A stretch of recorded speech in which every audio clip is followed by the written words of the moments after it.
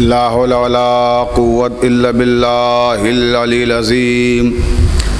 أعوذ بالله من الشيطان اللعين الرجيم. بسم الله الرحمن الرحيم.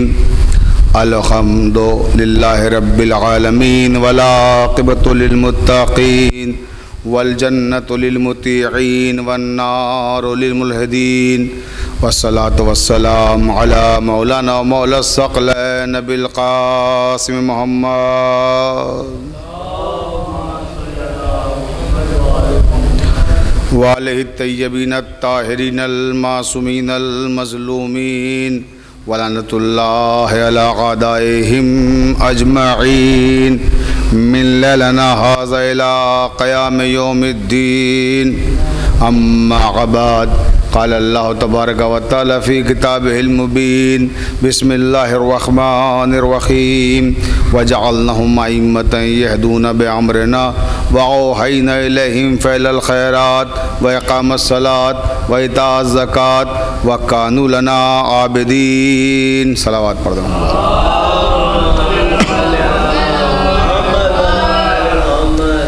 واجب الاحترام سامعین کرام، محبان اہل بیت علیہم السلام، کربلائے عظمت الدولہ میں منعقد ہونے والے خمسے کی آج دوسری مجلس کو خطاب کرنے کی سعادت حاصل کر رہا ہوں. اور جیسا کہ آپ کے علم میں ہے، موضوع گفتگو ہے امامت اور نظام ہدایت. تو امامت اور نظام ہدایت کے تعلق سے گفتگو جہاں کل منقطع کی تھی اور جہاں سلسلہ کلام کو کل روکا تھا، وہیں سے آج گفتگو کو مربوط کر رہا ہوں اور موضوع سے منسلک ہو رہا ہوں.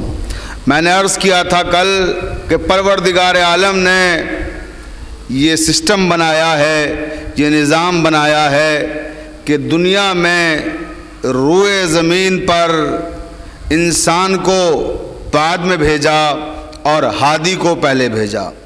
یعنی نظام ہدایت اتنا مستحکم ہے کہ روئے زمین پر آنے والے ایک انسان کو بھی شکایت کا یہ موقع نہ مل سکے گا کہ وہ یہ کہہ سکے کہ اے میرے پروردگار میں کیا کرتا اگر میں گمراہ ہو گیا. اس لیے کہ میں جب زندگی گزار رہا تھا، جس زمانے میں جی رہا تھا، اس زمانے میں کوئی ہادی نہیں تھا جو میری ہدایت کرتا، تو میں محتاج ہدایت رہا، اور جب محتاج ہدایت رہا تو گمراہی کا شکار ہو گیا. لہٰذا ہے میرے پروردگار، اگر ہدایت کا انتظام مستحکم ہوتا تو شاید میں گمراہ نہ ہو پاتا. تو عزیزان محترم، اللہ تعالیٰ نے انسان کو اتنا کہنے کا موقع بھی نہیں دیا، اس لیے کہ دنیا میں پہلے جس انسان کو بھیجا تو وہ ہادی ہی تھا. حضرت آدم کی شکل میں ہدایت کے سلسلے کا آغاز فرمایا تاکہ دنیا کا کوئی انسان بھی محتاج ہدایت نہ رہے. اور پھر ہدایت کا سلسلہ جو شروع ہوا تو 1,24,000 انبیاء اس دنیا میں لوگوں کی ہدایت کے لیے پروردگار عالم نے بھیجے. اور جب ہدایت کا باب بند ہوا تو پھر وہاں سے سلسلہ امامت شروع ہو گیا. سلسلہ امامت کا آغاز امیر المومنین حضرت علی ابن ابی طالب علیہ السلام سے ہوا. اب بہت سے حضرات و افراد اس طرح کے مل جائیں گے آپ کو جو اس طرح کے مفروضے قائم کرتے ہیں کہ صاحب امامت کا ذکر قرآن میں نہیں ہے، امامت کا ذکر قرآن میں نہیں ہے. اگر قرآن میں ہے تو امامت دکھائیے کہ قرآن میں کہاں ہے. تو عزیزان محترم، اگر آپ یہ کہتے ہیں کہ امامت کا ذکر قرآن میں نہیں ہے تو آپ گویا قرآن کی عظمت پہ شک کر رہے ہیں، قرآن کی رفعت پہ شک کر رہے ہیں، قرآن کی وسعت پہ شک کر رہے ہیں، اس لیے کہ اس نے دعویٰ کیا ہے کہ لا رطب ولا یابس الا فی کتاب مبین. کون سا خشک و تر ایسا ہے کہ جس کا ذکر قرآن میں نہیں ہے؟ اب اگر قرآن مجید میں امامت کا ذکر نہ ہو جو ہدایت کا ایک اہم سلسلہ ہے تو یہ کیسے ممکن ہے پھر کیا رتب و یابس کا ذکر ہے اور امامت کا ذکر نہیں ہے؟ صلوات پڑھ دیں محمد وآل محمد پر.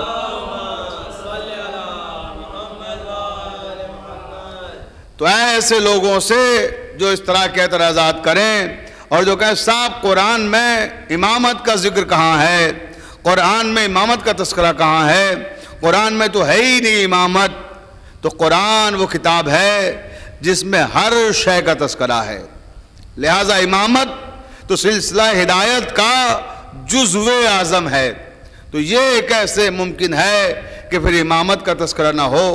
تو عزیزان محترم، جب کوئی پوچھے آپ سے کہ امامت کا تذکرہ کہاں ہے قرآن میں، تو اسے بتائیے کہ سورہ یاسین پڑھو، سورہ یاسین پڑھو، قرآن مجید کا 36واں سورہ ہے، اور اس 36ویں سورے میں اللہ تعالیٰ نے حضرت علی علیہ السلام کی امامت کا ذکر کیا ہے۔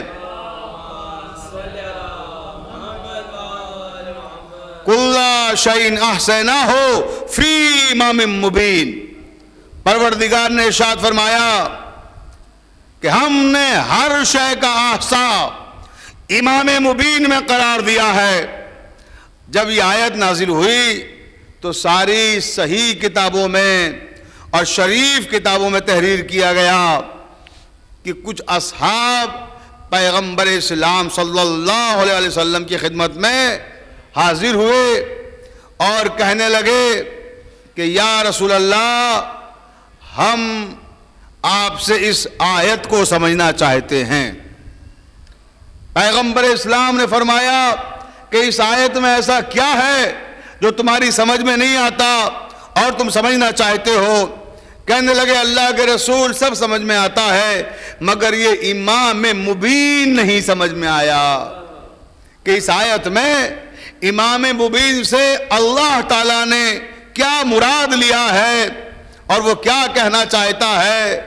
تو فرمایا پیغمبر اسلام نے کہ اگر تم جاننا چاہتے ہو تو پھر ابھی چند افراد تم آئے ہو، تو میں تمہیں کیا بتاؤں، تم سب ایک جگہ مجتمع ہو جاؤ، تب میں اس آیت پر مکمل خطبہ دوں گا تاکہ کوئی اشتباہ کی گنجائش نہ رہے، کوئی اشکال کا امکان نہ رہے۔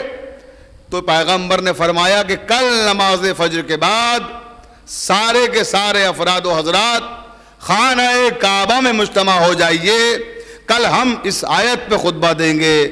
اب عزیزان محترم، مسئلہ تھا مولود کعبہ کا، تو انتخاب بھی کعبے کا ہوا۔ صلوات پڑھ دیں محمد والے محمد پر۔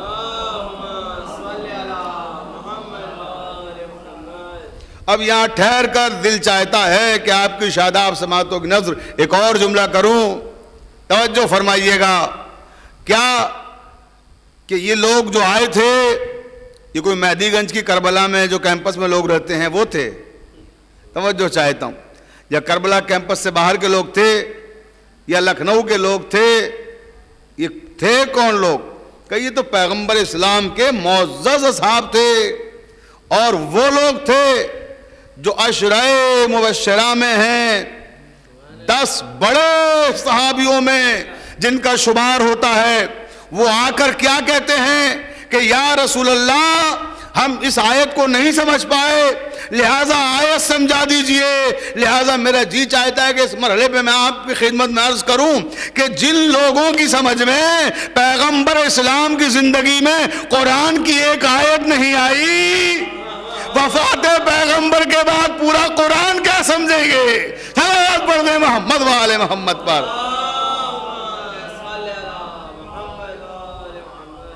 کہ یا رسول اللہ، ہم سمجھنا چاہتے ہیں کہ امام مبین کیا ہے۔ تو پیغمبر اسلام نے کا خطبہ ہوگا، سب مجتمع ہو جاؤ۔ صبح ہوئی، فجر کی نماز ادا کی، خانہ کعبہ میں دیوار کعبہ سے ٹیک لگا کر پیغمبر اسلام کھڑے ہوئے اور خطبے کا آغاز کیا۔ توجہ چاہتا ہوں اپنے تمام سننے والوں کی، جہاں جہاں تک بھی میری آواز جا رہی ہے، اپنے ہر سامع کی توجہ چاہتا ہوں اس مرحلے پر کہ پیغمبر نے خطبے کا آغاز کیا، یا معاشر الناس النظر الی الکعبۃ عبادہ۔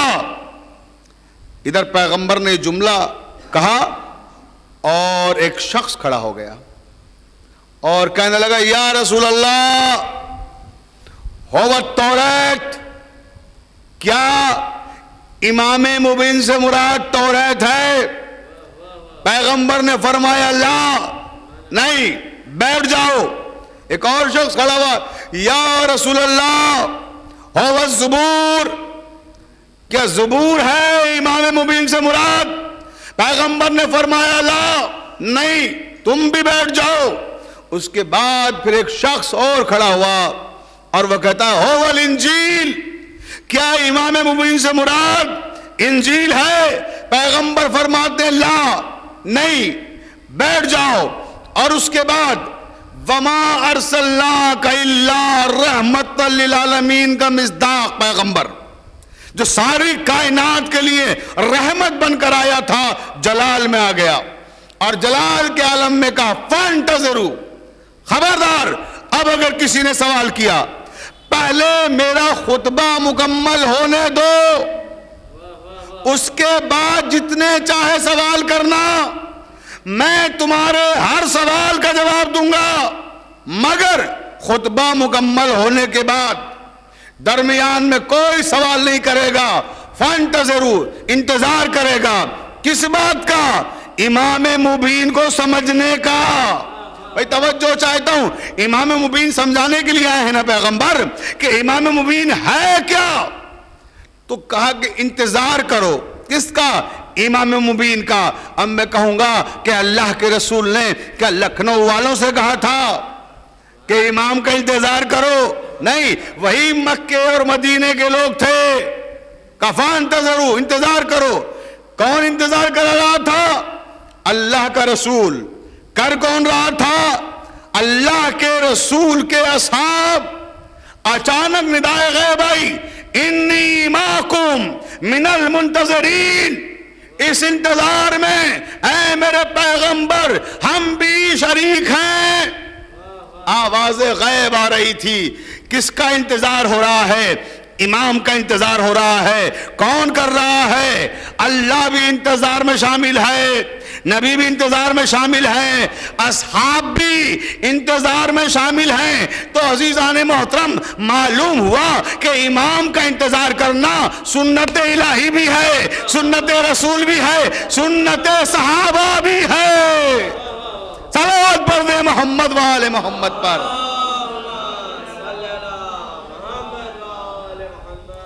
امام کا انتظار کر رہے ہیں سب۔ اللہ کے رسول نے کہا فانتظروا، انتظار کرو، کس کا؟ امام مبین کا۔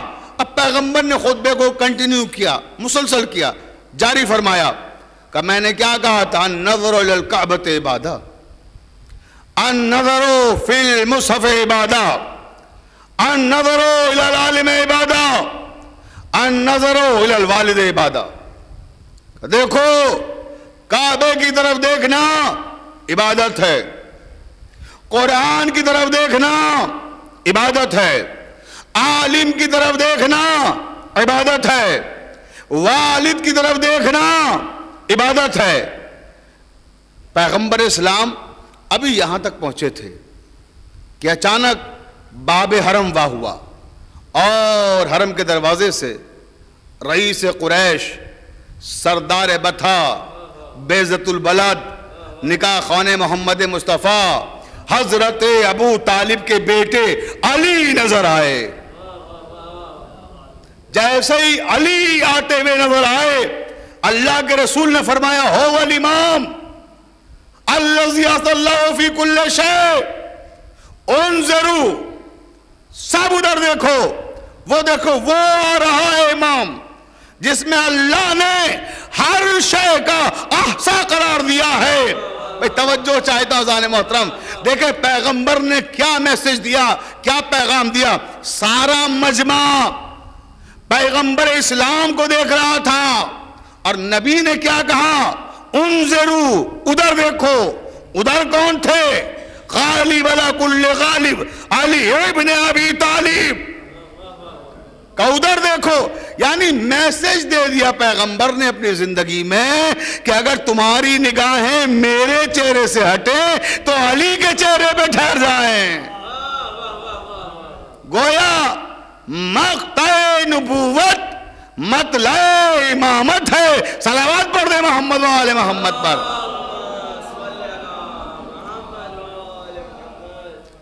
تو علی اب قریب آ گئے، اور جب علی قریب آئے تو پیغمبر اسلام نے علی کو اور قریب بلایا، اتنا قریب آ گئے کہ شانے سے شانہ مل گیا۔ توجہ فرمائیے گا، جب اتنا قریب آ گئے تو علی کے کاندھے پہ ہاتھ رکھا اور کہا کہ یا ایھا الناس، اے لوگو، میں تم سے کیا کہہ رہا تھا۔ جو خطبہ دے رہا تھا اچانک علی کے آنے سے خطبہ رک گیا۔ توجہ چاہتا ہوں اس مرحلے پر بھی، علی کے آنے سے خطبہ رک گیا۔ کیا شان ہے! بیٹا کیا ہے اور باپ کیا ہے؟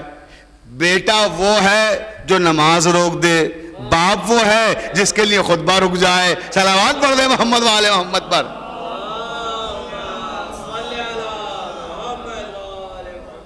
یہ دیکھیں، یہ ہیں، ایک باپ ہے ایک بیٹا ہے۔ بیٹا جس کے لیے نماز رک گئی، باپ جس کے لیے خطبہ رک گیا، اور فرمایا کہ میں نے تم سے کیا کہا تھا کہ النظرو الی الکعبۃ عبادہ، کعبے کی طرف دیکھنا عبادت ہے۔ تو یاد رکھنا، النظرو علی وجہ علی ابن ابی طالب عبادہ، جیسے کعبے کو دیکھنا عبادت ہے ویسے ہی علی کے چہرے کو دیکھنا عبادت ہے۔ کہ میں نے کہا تھا النظر فی المصحف عبادہ، قرآن کی طرف دیکھنا عبادت ہے۔ علی کے شانے پہ ہاتھ رکھے ہوئے فرمایا یا علی مثلو کا کمثل القرآن، اے علی تمہاری مثال قرآن کے جیسی ہے۔ قرآن کو دیکھنا بھی عبادت، قرآن کو پڑھنا بھی عبادت، قرآن کو سننا بھی عبادت۔ کہ اسی طرح سے علی تمہارا ذکر کرنا بھی عبادت، تمہارا ذکر سننا بھی عبادت، تمہیں دیکھنا بھی عبادت۔ صلوات پڑھیں محمد وآل محمد پر۔ پھر فرمایا کہ میں نے یہ بھی تو کہا تھا کہ النظر الی العالم عبادہ، عالم کی طرف دیکھنا عبادت ہے۔ تو فرمایا انا مدینۃ العلم والی بابھا، میں شہر علم ہوں اور علی اس کا دروازہ ہے۔ پھر کہا میں نے یہ بھی تو کہا تھا النظر الی العالم عبادہ، عالم کی طرف دیکھنا عبادت ہے، النظر الی الوالد عبادہ، اور اسی کے ساتھ یہ بھی فرمایا تھا کہ والد کی طرف دیکھنا عبادت ہے۔ تو انا وعلی ابواہ فی ہذہ الامہ، فرمایا میں اور علی اس امت کے باپ ہیں۔ بھئی توجہ چاہتا ہوں زانے محترم، میں اور علی اس امت کے باپ ہیں۔ اب علی امت کے باپ قرار پائے از روئے حدیث۔ اب زمانہ ہم سے کہتا ہے کہ صاحب آپ لوگوں کی مجلسوں میں ہمیشہ علی کا ذکر ہوتا ہے، محفلوں میں علی کا ذکر ہوتا ہے، منبر سے علی کا ذکر ہوتا ہے، محراب سے علی کا ذکر ہوتا ہے، امام بارگاہوں میں علی کا ذکر ہوتا ہے، مسجدوں میں علی کا ذکر ہوتا ہے، خوشی کی تقریب ہو علی کا ذکر ہوتا ہے، کوئی غم کی تقریب ہو علی کا ذکر ہوتا ہے، ہر موقع پہ علی کا ذکر کرتے ہیں۔ تو سنے زمانہ، ہم ہر موقع پر کیوں علی کا ذکر کرتے ہیں؟ علی ہے ہمارے باپ۔ بھئی توجہ چاہتا ہوں، علی ہے ہمارے باپ، اور الحمدللہ اللہ نے ہمیں وہ باپ عطا کیا ہے کہ جس نے تاریخ کے کسی بھی موڑ پر ہمیں ایک لمحے کے لیے شرمندہ نہیں کیا۔ توجہ چاہ رہا ہوں، ہمیں وہ باپ ملا ہے کہ جس نے ایک لمحے کے لیے بھی ہمیں تاریخ کے کسی موڑ پر شرمندہ نہیں کیا۔ تو لوگ تو ان باپوں پر فخر کرتے ہیں کہ جن کی ولدیت معلوم ہے نہ کنیت معلوم ہے۔ ارے ہمارا باپ تو وہ ہے جو فاتح خیبر ہے، فاتح بدر ہے، فاتح احد ہے۔ تو ہم کیوں نہ اپنے باپ پہ فخر کریں؟ بات بول دیں محمد وآل محمد پر۔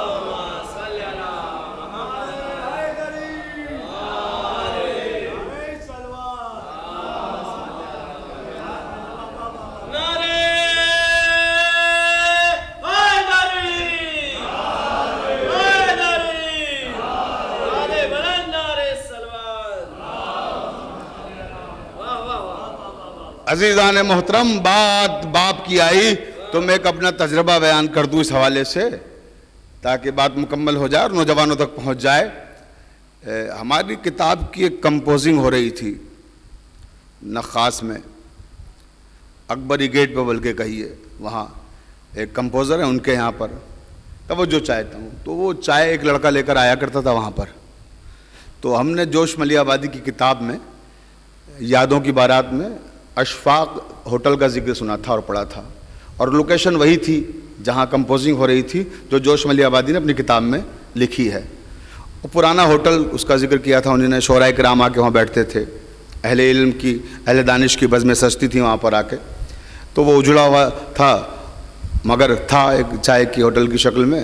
تو مجھے لگا شاید کہیں یہ وہی نہ ہو. تو میں نے اس لڑکے سے پوچھا کہ بھئی تمہارے ابا کا نام کیا تھا، کیونکہ وہ اشفاق کا ہوٹل اس میں لکھا تھا. تو ہم نے سوچا اگر یہ اشفاق اپنے باپ کا نام بتائے گا تو پھر یہ بات کنفرم ہو جائے گی کہ یہ وہی ہوٹل ہے جس کا ذکر یادوں کی بارات میں کیا گیا ہے. تو میں نے اس سے کہا کہ بھئی تمہارے والد کا نام کیا ہے. وہ چپ رہا. میں نے سوچا شاید ہو سکتا ہے اس نے نہ سنا ہو، کام میں مصروف ہے. پھر میں نے پوچھا کہ بھئی تمہارے والد کا نام کیا ہے. تو کہنے لگا آپ کمال کرتے ہیں، آپ والد کی پوچھتے ہیں، مجھے دادا کا نام بھی نہیں معلوم. توجہ چاہتا ہوں، نہ دادا کا نام پتہ گویا نہ باپ کا نام پتہ. مگر جب اس نے کہا نا دادا کا نام نہیں معلوم، یعنی خفت کا احساس تھا کہ باپ کی تو جانے دیجئے، باپ کے باپ کا بھی نہیں پتہ کون تھا. توجہ چاہتا ہوں. تو ایک ہلکی سی خفت تھی، ایک شرمندگی تھی، یا احساس ندامت تھا کہ معلوم نہیں ہے. توجہ چاہتا ہوں. تو معلوم ہوا کہ جن کے باپ لاپتہ ہوتے ہیں وہ اپنی ولدیتیں چھپاتے ہیں، وہ اپنے باپوں کا تذکرہ نہیں کرتے. تو الحمدللہ ہم لاپتہ باپ کی اولاد نہیں، ہم لافتہ باپ کی اولاد ہیں. صلوات پڑھیں محمد و آل محمد پر.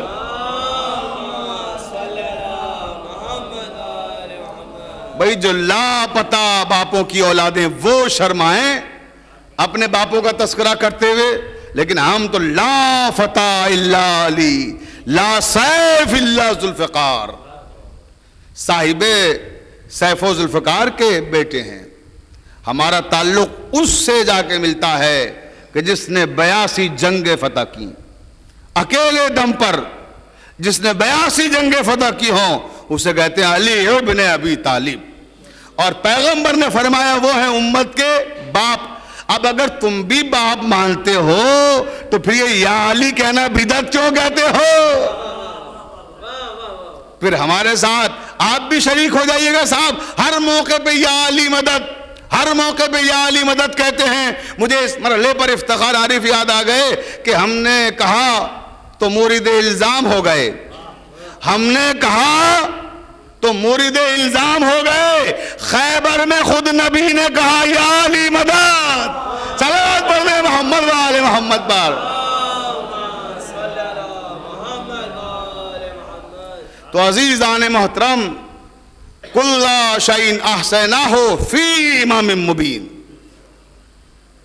کہ یہ وہ ہیں جنہیں اللہ نے امام مبین قرار دیا ہے. اب لوگ کہتے ہیں کہ کہاں ہے علی کی امامت قرآن میں؟ تو پڑھو قرآن، پڑھو سورہ یاسین. سورہ یاسین میں ہے علی کی امامت. اب عزیزان محترم اس کی بھی وضاحت کر دوں کہ 114 سورے ہیں قرآن مجید میں. کسی بھی سورے میں اللہ تعالیٰ امام علی کی امامت کو رکھ سکتا تھا، کہیں بھی اعلان کر دیتا علی کی امامت کا. سورہ بقرہ سب سے طویل سورہ ہے، اس میں کر دیتا. اور سورہ رحمان میں جہاں اپنی نعمتیں گنائی ہیں تو وہاں یہ بھی ایک نعمت عظمیٰ ہے امامت، وہاں ذکر کر دیتا. لیکن نہیں، سورہ یاسین میں کیا. سورہ یاسین میں کیوں؟ توجہ چاہتا ہوں. اب آپ علماء سے جا کے پوچھیں. میں اپنے برادران اہل سنت والجماعت کو بھی دعوت دے رہا ہوں کہ آپ جا کر اپنے علماء سے پوچھئے. جہاں تک بھی میری آواز جا رہی ہے اور یہ گوہر ایجنسی کے ذریعے سے پوری دنیا میں آج کی مجلس سنی جا رہی ہے، یہ خمسہ مسلسل گوہر ایجنسی میں نشر ہو رہا ہے.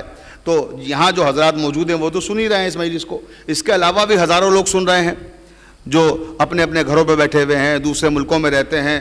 توجہ چاہتا ہوں. اور وہ آپ کے مسلک کے لوگ نہیں، دوسرے مسلک کے لوگ بھی سن رہے ہیں، تو میرا ان سب سے خطاب ہے کہ آپ اپنے علماء سے جا کے پوچھئے کہ یہ سورہ یاسین ہے کیا. بھئی توجہ چاہتا ہوں. تو آپ جب علماء کے پاس جائیں گے، کسی بھی مسلک سے آپ کا تعلق ہو، تو علماء آپ کو بتائیں گے کہ سورہ یاسین وہ ہے کہ جس کے بارے میں پیغمبر خدا حضرت محمد مصطفیٰ صلی اللہ علیہ وسلم نے ارشاد فرمایا ہے کہ سورہ یاسین قرآن مجید کا دل ہے. توجہ رہے، کیا پیغمبر نے ارشاد فرمایا کہ سورہ یاسین قرآن مجید کا دل ہے. اور اللہ نے علی کی امامت کہاں اتاری؟ بھئی توجہ چاہ رہا ہوں، جاگ کے سنیے گا. سورہ یاسین میں اب سمجھ میں آیا 114 سورے تھے، مگر سورہ یاسین ہی میں کیوں علی کی امامت رکھی؟ تاکہ زمانہ سمجھ جائے کہ علی کی امامت جب تک نہیں آتی تب تک قرآن کا دل بھی مکمل نہیں ہوتا. تو جب عزیزان محترم قرآن کا دل علی کی امامت سے خالی نہیں ہے تو پھر مومن کا دل کیسے علی کی امامت سے خالی رہ سکتا ہے؟ صلوات پڑھیں محمد و آل محمد پر.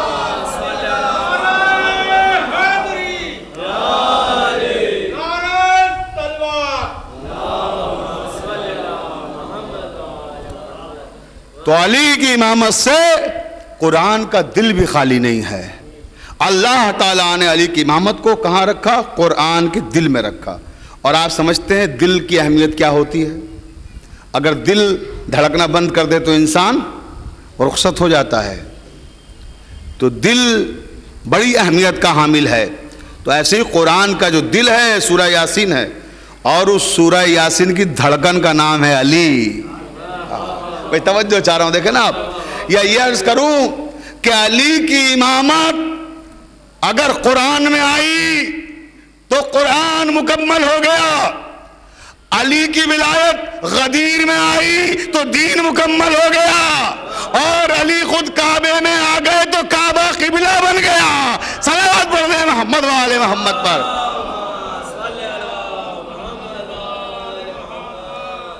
تو یہ ہے عزیزان محترم وہ امامت کہ جس کے لیے امت نے ایک مفروضہ قائم کیا کہ صاحب علی کی امامت کا ذکر کہاں ہے قرآن میں. تو ہم نے دکھایا کہ کہاں ہے قرآن میں. اور ہمارا موضوع گفتگو بھی ہے امامت اور نظام ہدایت. توجہ چاہتا ہوں انشاءاللہ تعالی اب آج کی تقریر کو یہیں ختم کر رہا ہوں، کیونکہ اس کے بعد بھی مسلسل مجالس لگی ہوئی ہیں، اور پھر انشاءاللہ کل سے جو گفتگو ہوگی تو پھر اس سے مزید آگے کی گفتگو ہوگی کہ نظام ہدایت میں پروردگار عالم نے کن لوگوں کو اہمیت دی، کن لوگوں کا انتخاب کیا، اور جن کے حوالے نظام ہدایت کیا گیا انہی نے اپنی ذمہ داری کو کس طرح سے نبھایا، اپنے فرائض کو کس طرح سے انہی نے انجام دیا. انشاءاللہ یہ گفتگو کل ہوگی. آپ کی خدمت میں کل عرض کروں گا. آج کی حد تک کیونکہ بات امامت پہ ہو رہی تھی تو اسی حوالے سے دو جملے اور کہہ کے گفتگو مکمل کر دوں، تاکہ کل سے جو گفتگو شروع ہو تو پھر ایک نیا سلسلہ اسی موضوع کا جو ایک نئی شق ہے وہاں سے گفتگو شروع ہو، اور یہ آج کی بات آج کی حد تک مکمل ہو جائے. کہ انبیاء میں نے عرض کیا 1,24,000 آئے اور امام پروردگار نے 12 بھیجے. توجہ چاہتا ہوں، لیکن ایک امام ان 12 کے علاوہ بھی ہے جس کا اعلان قرآن میں کیا اللہ نے، اور اسے تمثیلی امامت قرار دیا. میں نے کل آیت کی تلاوت بھی کی تھی کہ وَإِذِ ابْتَلَىٰ إِبْرَاهِيمَ رَبُّهُ بِكَلِمَاتٍ فَأَتَمَّهُنَّ قَالَ إِنِّي جَاعِلُكَ لِلنَّاسِ إِمَامًا قَالَ وَمِن ذُرِّيَّتِي قَالَ لَا يَنَالُ عَهْدِي الظَّالِمِينَ. توجہ رہے، ابراہیم کو اللہ نے امام بنایا تو اللہ نے ذکر کیا. تو جب ابراہیم کی امامت کا ذکر ہے جو تمثیلی امام ہے، تو جو حقیقی امام ہے علی ابن ابی طالب، یہ کیسے ممکن تھا؟ بھئی صلوات پڑھیں تو بآواز بلند پڑھیں، ماشاءاللہ بڑی تعداد میں آپ ہیں. تو عزیزان محترم میں نے عرض کیا آپ کی خدمت میں کہ اللہ نے ابراہیم کی امامت کا ذکر بھی قرآن میں کیا، اور اولاد ابراہیم یعنی امام علی، کیونکہ ابراہیم نے دعا کی تھی، میں نے کل عرض کیا تھا کہ قال ومن ذریتی، اے میرے پروردگار میری ذریت میں امامت کو جاری رکھنا. تو دعائے ابراہیم قبول ہوئی اور امام علی کی شکل میں گویا امامت کا آغاز ہوا حضرت ابراہیم کی نسل میں۔ لیکن یہاں ٹھہر کر ایک جملہ کہنا چاہتا ہوں، اہل علم کا مجمع ہے، سخن شناسوں کا یہ شہر ہے، ادب نوازوں کی یہ بستی ہے، آپ حضرات کی موجودگی میں ایک جملہ عرض کرنا چاہتا ہوں کہ حضرت ابراہیم کو اللہ نے جب امامت عطا کی، قال انی جاعلک للناس اماما، کہ ابراہیم ہم نے تمہیں لوگوں کا امام بنایا، تو ابراہیم کا مقابلہ کس کے ساتھ تھا؟ نمرود کے ساتھ۔ توجہ ہے نا، اقتدار کس کے پاس تھا؟ نمرود کے پاس۔ تخت کس کے پاس تھا؟ نمرود کے پاس۔ تاج کس کے پاس تھا؟ نمرود کے پاس۔ لشکر کس کے پاس تھا؟ نمرود کے پاس۔ فوجیں کس کے پاس تھیں؟ نمرود کے پاس۔ خزانے کس کے پاس تھے؟ نمرود کے پاس۔ ظاہری طاقت کس کے پاس تھی؟ نمرود کے پاس۔ توجہ ہے نا، ابراہیم کے پاس کیا تھا؟ محض امامت۔ بھئی توجہ چاہتا ہوں، میں تمام مسلمانوں سے عالم اسلام کے یہ سوال کر رہا ہوں کہ بتائیے کہ جب ابراہیم کے پاس محض امامت تھی، لشکر نمرود کے پاس، تخت نمرود کے پاس، تاج نمرود کے پاس، فوجیں نمرود کے پاس، زمین جائیداد نمرود کے پاس، خزانہ نمرود کے پاس، ظاہری طاقت نمرود کے پاس، اور ابراہیم کے پاس محض امامت تھی، تو کیا ابراہیم کی عظمت میں کوئی کمی واقع ہوئی؟ بھئی توجہ چاہ رہا ہوں، کوئی مسلمان مجھے بتائے کہ صاحب اس وقت ابراہیم کی عظمت میں کمی آ گئی، کیوں؟ کہ تخت نہیں تھا ان کے پاس، تاج نہیں تھا ان کے پاس، دولت نہیں تھی ان کے پاس، خزانہ نہیں تھا ان کے پاس، لشکر نہیں تھا ان کے پاس، حکومت نہیں تھی اس کے پاس۔ کہ خبردار، نعوذ باللہ، کیسی باتیں کر رہے ہیں؟ ابراہیم کے پاس کچھ بھی نہ ہو، صرف امامت ہو، تب بھی عظمت ابراہیم میں کوئی کمی واقع نہیں ہوتی۔ عزیزان محترم، یہی تو مسئلہ ہے۔ ارے جب علی کے پاس امامت تھی تو حکومت کسی کے پاس ہو، اقتدار کسی کے پاس ہو، تخت کسی کے پاس ہو، تاج کسی کے پاس ہو، علی کی عظمت میں کوئی کمی واقع نہیں ہوتی۔ صلوات پڑھ دے محمد والے محمد پر۔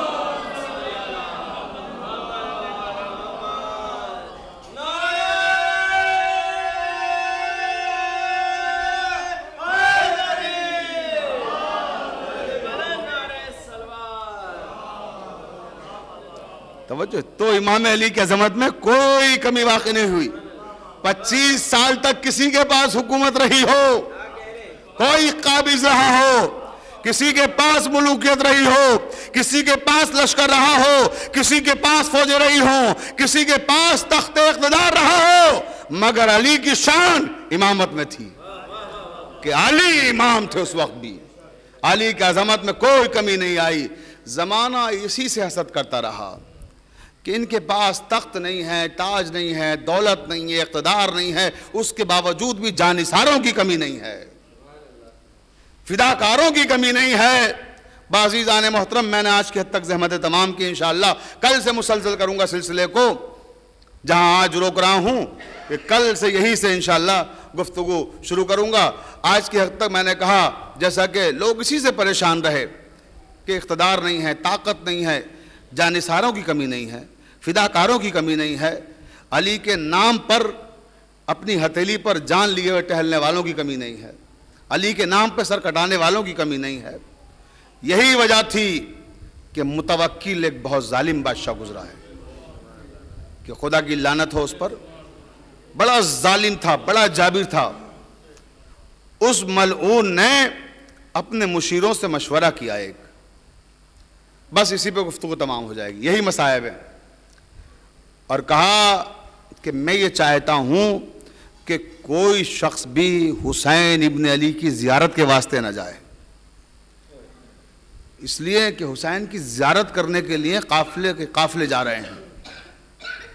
اسے اس بات سے بڑی تکلیف ہو رہی تھی، وہ چاہتا تھا کہ کوئی زیارت کرنے نہ جائے۔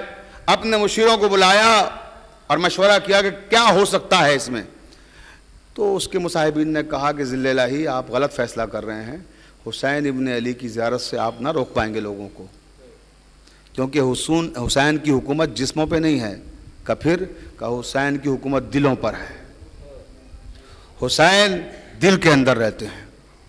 جسموں پہ حکومت ہوتی آپ ظلم اور زور سے روک لیتے، لیکن دلوں میں حسین ہیں، آپ نہیں روک پائیں گے۔ اس نے کہا میں روک کے دکھاؤں گا، اور کہا ایسا ہے اعلان کر دو کہ جو بھی حسین ابن علی کی زیارت کے لیے جائے گا حکومت نے اس سے بھاری ٹیکس لینا ہے، اس پہ ٹیکس اتنا رکھ دو کہ آدمی گھبرا جائے اور کہے جانا ہی نہیں ہے، اتنا ٹیکس رکھ دو۔ اور کہا کہ جسے جانا ہو اب حسین ابن علی کی زیارت کے لیے کل محل کے سامنے آ جائے۔ اب اس نے سوچا کہ لوگ ڈر جائیں گے، خوف زدہ ہو جائیں گے، ایک تو اس بات سے کہ جب بادشاہ یہ کہہ رہا ہے کہ میں زیادہ ٹیکس لوں گا، اس کا مطلب بادشاہ نہیں چاہتا کہ لوگ زیارت کو جائیں، تو کچھ تو اسی بات سے ڈر جائیں گے کہ بادشاہ کی مرضی کے خلاف کیسے جائیں، اور کچھ اس سے ڈر جائیں گے کہ اتنا ٹیکس کہاں سے دیں۔ توجہ رہے حضران محترم، صبح کا جس کو جانا ہے دربار لگنے سے پہلے محل کے باہر آ جائے۔ اب جو صبح ہوئی، نماز فجر کے بعد سے لوگوں نے جانا شروع کر دیا، دربار تو 10 بجے لگنا تھا، فجر کے بعد سے بھیڑ اکٹھا ہونا شروع ہو گئی، اور 10 بجے تک اتنا بڑا ہجوم کہ جہاں تک نگاہ دیکھتی تھی لوگ ہی لوگ نظر آتے تھے۔ یہ کس لیے آئے تھے؟ حسین ابن علی کی زیارت کو جانے کے لیے، اور انکم ٹیکس جو گورنمنٹ نے رکھا تھا ایک بھاری رقم، وہ ادا کرنے کی نیت سے آئے تھے۔ تو متوکل نے پوچھا بھئی کیا صورتحال ہے باہر؟ اب وہ سمجھا کہ کوئی نہیں ہوگا، 2-4 لوگ کھڑے ہوں گے اگر ہوں گے بھی تو مصاحبین نے آگے کا ذلے لائی، پورا میدان بھرا ہوا ہے، کہیں تل رکھنے کی جگہ نہیں ہے، اتنے لوگ ہیں۔ کہا اچھا کہ جو سب سے آگے کھڑا ہو اسے بلا لاؤ۔ توجہ رکھیے گا، سب سے آگے ایک بوڑھی عورت کھڑی ہوئی تھی جو بالکل دروازے پہ محل کے چپکی ہوئی کھڑی تھی۔ جیسے ہی محل کا دروازہ کھلا سامنے وہ بوڑھی آ گئی ضعیفہ، تو کہا ہو تمہیں بادشاہ نے بلایا ہے، تم زیارت کو جاؤ گی امام حسین کی؟ اس نے کہا بے شک میں زیارت کو جانا چاہتی ہوں۔ اندر آ گئی بوڑھی عورت، بادشاہ کے سامنے پیش کیا گیا۔ ادھر متوکل نے دیکھا کہ ایک ضعیفہ ہے، پوچھا بھئی تم کیوں آئی ہو؟ کہ تم نے بلایا ہے تو آئے ہیں، تمہیں نے تو کہلایا ہے کہ جو امام حسین کی زیارت کو جانا چاہتا ہے وہ یہاں آ جائے، تو میں جانا چاہتی ہوں اس لیے میں آ گئی۔ کہ تمہیں معلوم نہیں ہے لگتا ہے کہ ہم نے کتنا ٹیکس رکھا ہے، بڑے بڑے امیر لوگ نہیں ادا کر پائیں گے تو تمہاری کیا حیثیت ہے؟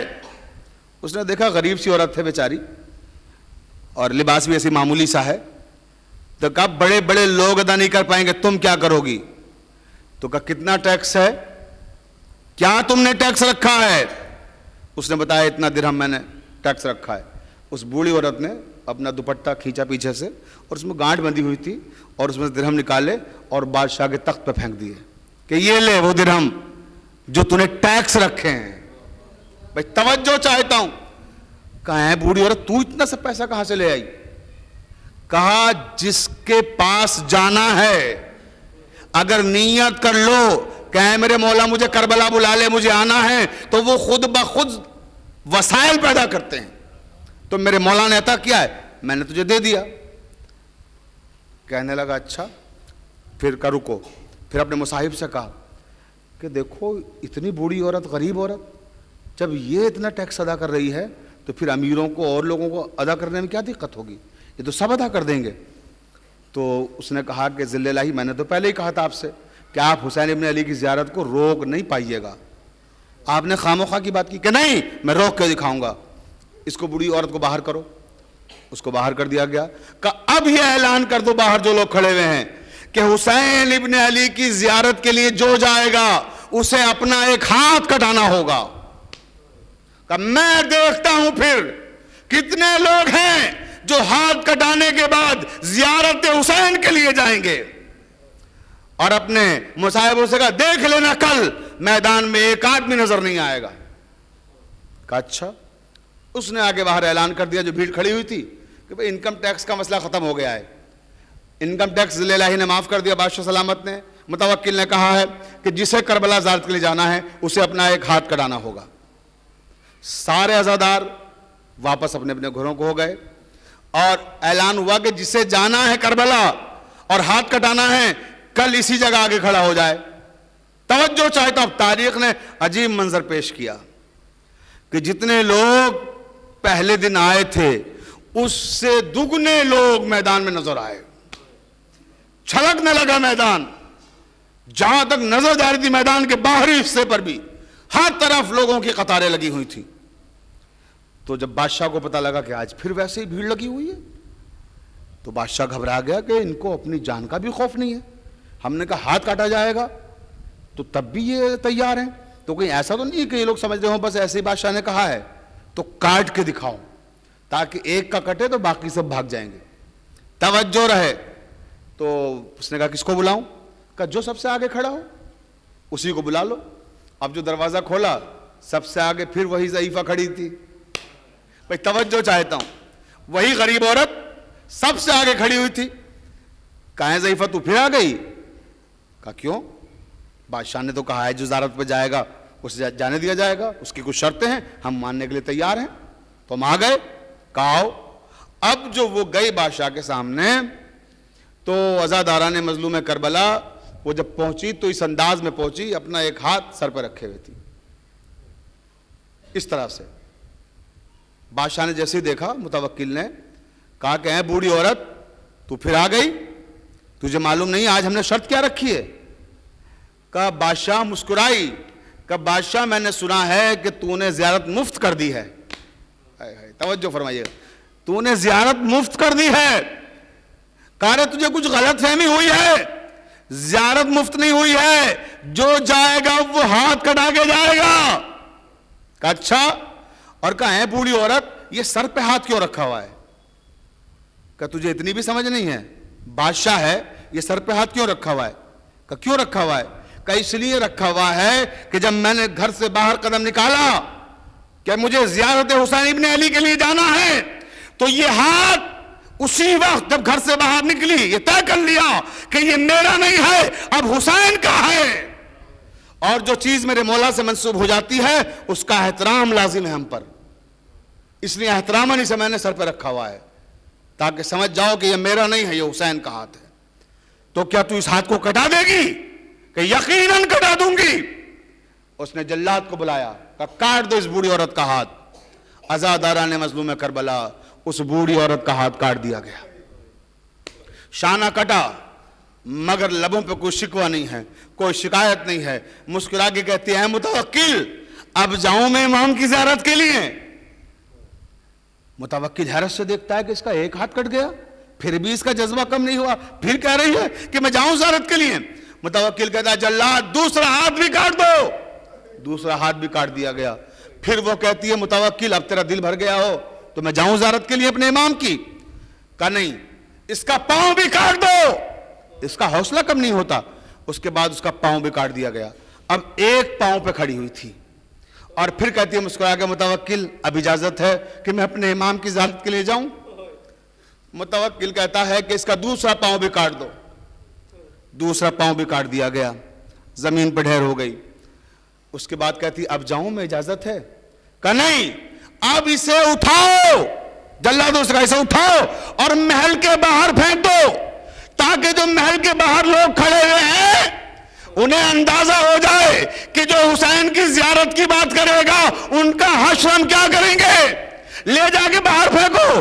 جلادوں نے اٹھایا اس ضعیفہ کے بدن کو اور باہر لے کر آئے. جیسے ہی وہ چاہتے تھے کہ اس کے بدن کو باہر پھینکے, اچانک کیا دیکھا کہ گھوڑا سوار آیا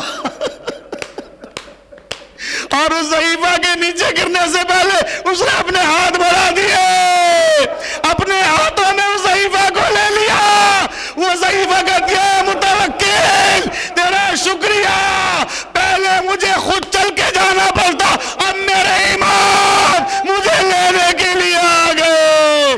جن کی زیارت کے لیے جانا ہے وہ خود تشریف لے آئے. اللہم اغفر للمؤمنین والمؤمنات والمسلمین والمسلمات الاحیاء منہم والاموات تأب بیننا بینہم بالخیرات انکا مجیب الدعوات انکا علی کل شیء قدیر. ماتم حسین.